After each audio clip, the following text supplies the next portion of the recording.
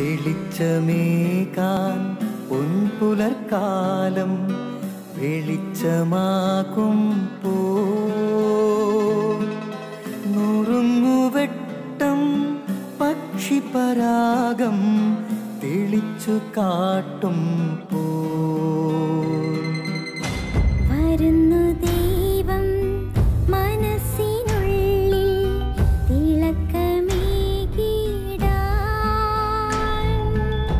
തരുന്നു ധ്യാന പ്രകാശമാർക്കും വിളക്ക് വയ്ക്കുമ്പോൾ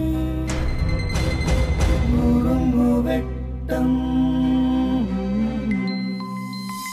ഇറങ്ങിടട്ടെ ഹൃദന്തമെല്ലാം യുഗപ്രകാശത്താൽ മറഞ്ഞിടട്ടെ മനാന്ധകാരം യുഗപ്രസാദത്താൽ നുറുങ്ങുവെട്ടം.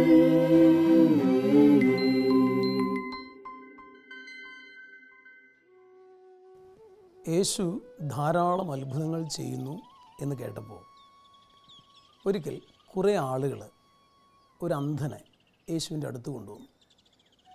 എന്നിട്ട് യേശുവിനോട് അപേക്ഷിക്കുകയാണ് ഇവന് കാഴ്ച കൊടുക്കണം. അതിലേറ്റവും വൈരുദ്ധ്യമായിട്ടുള്ള കാര്യം ഒരന്ധനെ കുറേ പേർ കൊണ്ടുവരുന്നു എന്നുള്ളതാണ്. തന്നെയുമല്ല, കാഴ്ച വേണം എന്നാവശ്യപ്പെടുന്നത് അന്ധനല്ല, മറിച്ച് ആ കൊണ്ടുവന്ന ആളുകളാണ്. ഈ മനുഷ്യന്, അന്ധനായ ഈ മനുഷ്യന് ഒരിക്കലും കാഴ്ച വേണം എന്ന് തോന്നിയിട്ടില്ലെന്നർത്ഥം. സാധാരണഗതിയിൽ യേശു ഇപ്രകാരം ഒരാളെ കൊണ്ടുവന്നാൽ ഉടനെ തന്നെ സൗഖ്യപ്പെടുത്തുകയാണ് പതിവ്.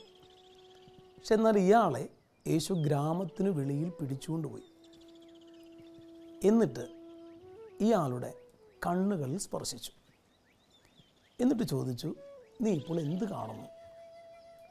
ആ മനുഷ്യനൊരു ഉത്തരം പറഞ്ഞു, ഞാനിപ്പോൾ മനുഷ്യരെ കാണുന്നു, പക്ഷേ മരങ്ങളെപ്പോലിരിക്കുന്നു, ചലിക്കുന്നതായും തോന്നുന്നു.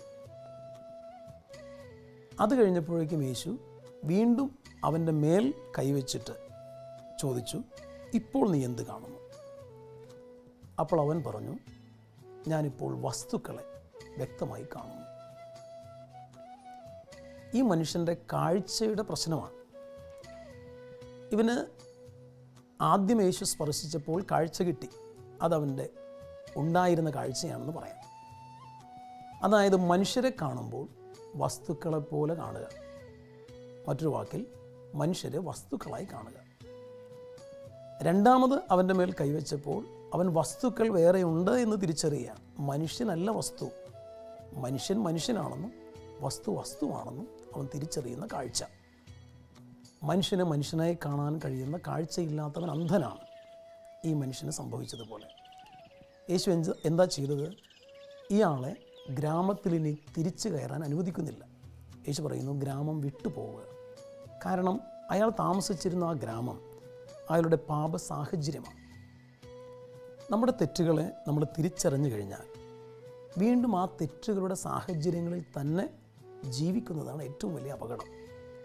അതുകൊണ്ട് തെറ്റിൽ നിന്ന് വിമുക്തി നേടാൻ ആഗ്രഹിക്കുന്ന മനുഷ്യർ ആ തെറ്റിൻ്റെ സാധ്യതയുള്ള ജീവിത സാഹചര്യങ്ങളിൽ നിന്നും വിമുക്തി നേടണം. അത്തരത്തിലുള്ള പാപത്തിൻ്റെ ഗ്രാമങ്ങൾ നമ്മൾ വെടിയണം. രണ്ട് കാര്യങ്ങളെ നമുക്ക് ഓർക്കാം. ഒന്ന്, മനുഷ്യരെ മനുഷ്യരായി കാണാനും മനുഷ്യരെ വസ്തുക്കളായി കണ്ട് ഉപയോഗിക്കാതിരിക്കാനും നമുക്ക് സാധിക്കണം. അത്തരത്തിലുള്ള ഒരു ഉൾക്കാഴ്ചയുള്ളവരായി നമ്മൾ മാറണം. രണ്ട്, നമ്മുടെ ജീവിത സാഹചര്യങ്ങളിൽ നിന്ന് പാപത്തിലേക്കുള്ള സാഹചര്യങ്ങൾ സംഭവിക്കുമ്പോൾ ആ സാഹചര്യങ്ങളെ വെടിയാൻ, അത്തരത്തിലുള്ള ഗ്രാമങ്ങളെ ഉപേക്ഷിക്കാൻ നമ്മൾ തയ്യാറാവണം. അതിന് നമുക്ക് കഴിയട്ടെ. ദൈവം നമ്മെ അനുഗ്രഹിക്കട്ടെ.